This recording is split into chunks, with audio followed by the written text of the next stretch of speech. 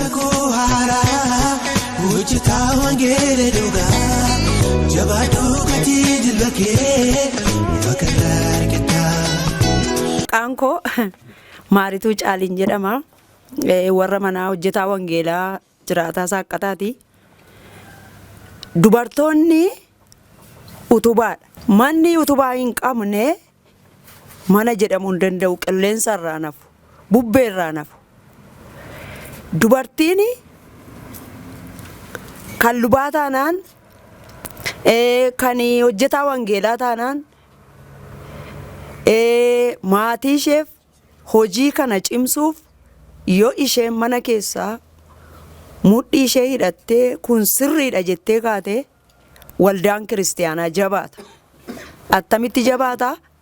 Biddeen duwwaa ijoollee isheef kennuu utuu hin ta'in sagalee Waaqayyoos hamma Waaqayyo isheetti mul'ise mana isheef hojii isheef kadhachuudhaan waldaan waan irraa barbaachisu nuni hojii wangeelaa akka ammaa kana makiinaadhaan deemanii hojjetu utuu hin ta'in bara darbe keessatti galaana gurguddaatu jira, tulluu gurguddaatu jira, caakkaa gurguddaatu jira.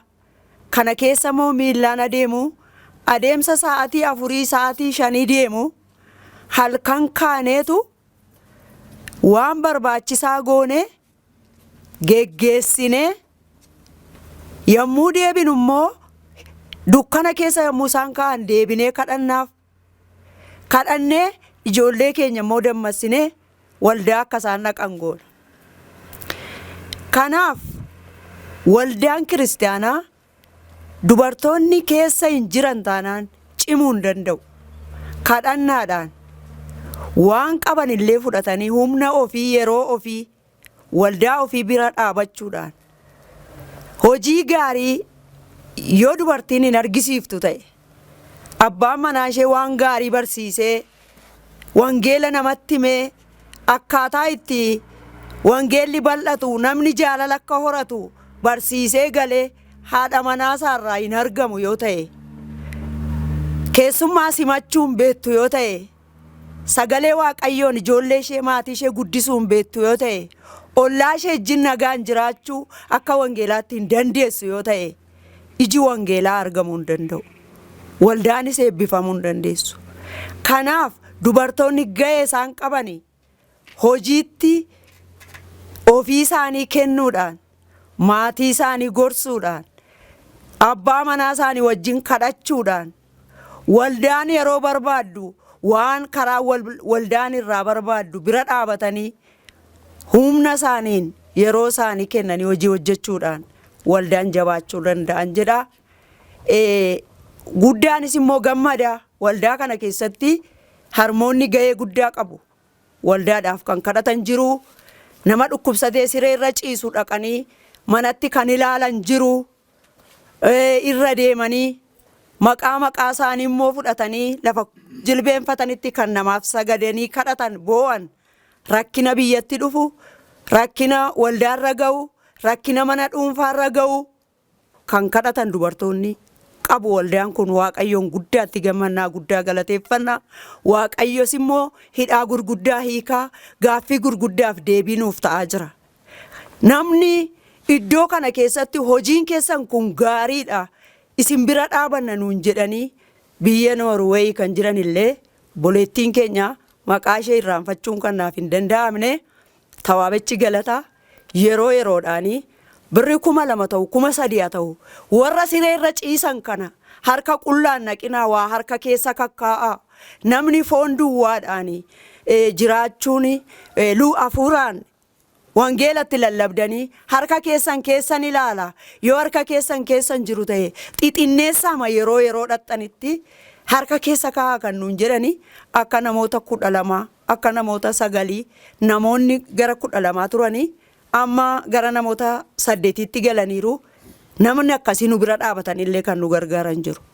Akkasuma waldaa kana bira dhaabanna jennee mari'annee kan kaane dubartoonni waldaa keenya cimsanna, keessummaa waldaa keenyaa simanna jedhanii hojii garaagaraa mudhii isaanii hidhatanii waldaan kan beekanii qodaa garaagaraa fiduudhaanii hojii garaagaraa addanatti dhufanii hojjechuudhaanii keessummaa yommuu jiru bira dhaabachuudhaanii maal hojjennu maal goonu jedhanii waldaajjii walii galanii meeshaa barbaachisaa qabatanii addana kaatanii ittiin kan hojjetan harmoonni akkasii jiru. Kanaaf guddaa Waaqayyotti gammannaa.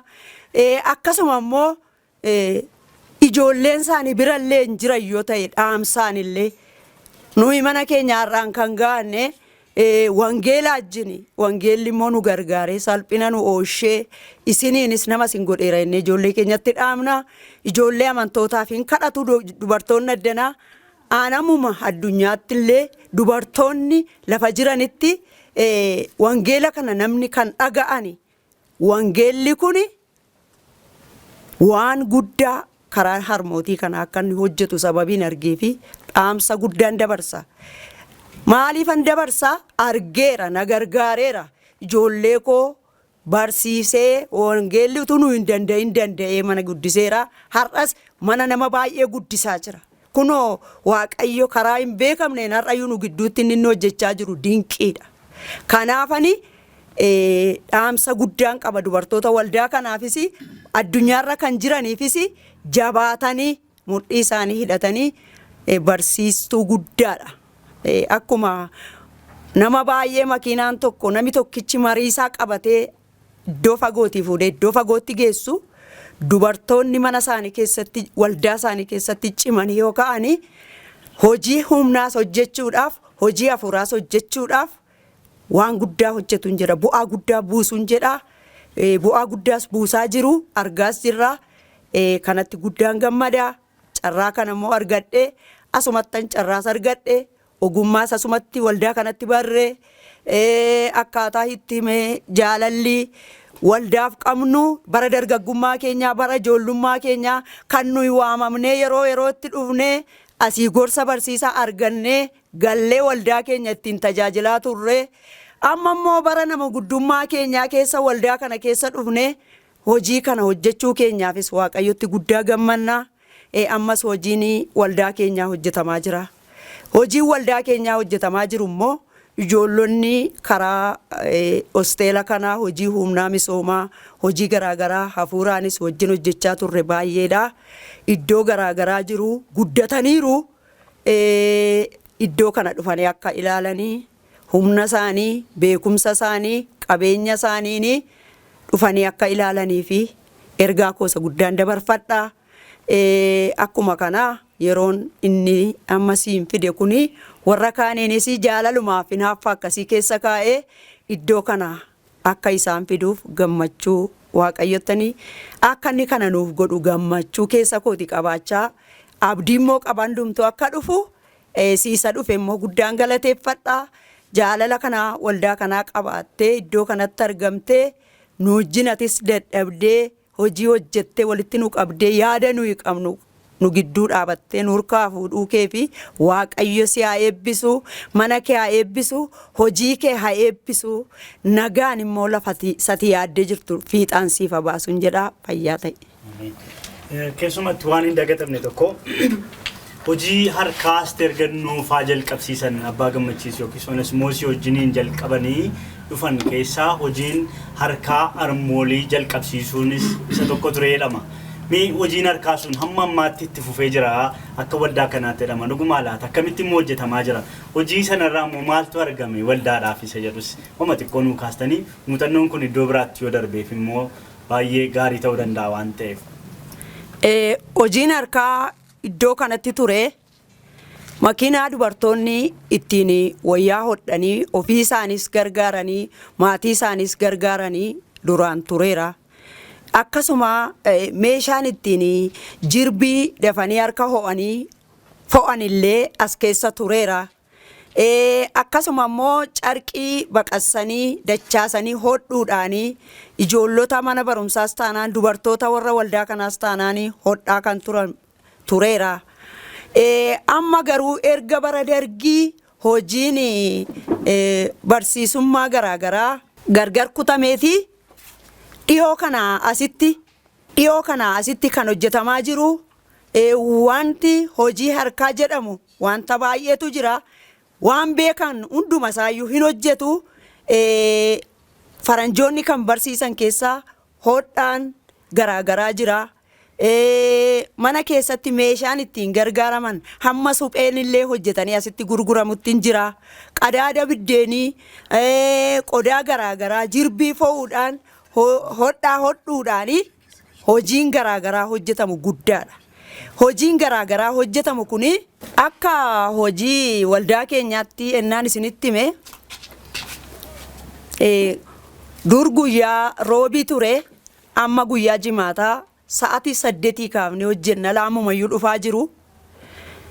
Namoonni hojii harkaa kana hojjetanii gabii karaa hojii isaanii argamu waldoota garaagaraa irraa amantootas kakaasuudhaan har'a hojii dubartootaatu gurgurama. Inni immoo gabii waldaaf gala jechuudhaan kakaafsanii warri kaanis hojjetanii warri kaan bitteedhaan irratti hirmaatanii guyyaa waggaa keessatti hamma 57,000 gashanitti ga'anii jiru. Ammayyuu immoo itti fufanii hojjechaa jiru. Hojii guddaa hojjechaa jiru. Xilfii garaagaraa, wayyaa aadaa garaagaraa, uffata siree garaagaraa, uffata xarapheessaa garaagaraa hojjetu. Wanta hin filatani firashii illee hojjetaniitu warra mana keessa ciciisu fa'iif kennaa turanii hojii guddaa hojjechaa jiru akka waldaa keenyaatti. Waldoonni gara biraanis immoo kanatti duukaa bu'anii akka hojjetanii gaariidha jedheenan duukaa dabarsa ergaa koo. Xumura irratti kanan jedhu namni hojii tola ooltummaa karaa wangeelaa kana hojjetu humna hin dhabu. Waan dadhabu waan kisaaraatti fakkaata garuu gatii guddaa argata. Yoo dana keessaa hojjetanii nama hojii hin qabne fakkaatu. Warri hojii qaban garuu warra dhaqee mana Waaqayyoo kana keessatti hojii kana hojjetee bu'aa mana Waaqayyoo kana keessatti buusu har'as taanaan boris abdii guddaa qabu. Maaliif waan hundumti isaa hin darba hin hafa manni Waaqayyoo bara baraan jiraata. Waaqayyo biyya lafaa keessaa waldaa isaa kana keessatti mataa waldaa ta'ee waldaa busha. Waldaa Waaqayyo bushu dhandha waldaa kanaa ta'ee namni hojii hojjetu humna qabuuf qabeenya qabu beekumsa qabu kana keessatti hirmaannaa nami godhu. Namni kana hin nuffine namni kanaaf yoo jechirra ga'e illee jecha baatee tuffatamaas jajamaas haa ta'u. Hojii addana keessatti Kiristoos narra jira mana koorra jira waldaa isaarra jira jedhee namni hojii hojjetu rakkina dhufu keessa darbee hojii isa guddaa qulqulloota wajjin boora akka hojjetu abdii wangeelaa irraa sababii qabnuuf namni hundumtu hojii kana irratti akka hirmaatu hiriyoonni koo wangeela lallabuu taanaan faarfachuu taanaan hojii Waaqayyoo hojjechuu taanaan maatii isaanii akka dubbii Waaqayyootti galgalaaf ganama barsiisuuf gorsuuf taanaan murteeffatanii kanan na baasa jedhanii hojii godhatanii akka ka'anii. Kanaaf immoo Waaqayyoo hunduma keenya haa gargaaru. Hojiin kun hojii ulfina qabeessa jedhanii wisuma kanarratti xumuraa fayyaa ta'a. Hojjetaa kakuu haaraa, hojjetaa wangeela dhugaa, jabaaduu gatii dilba kee bakka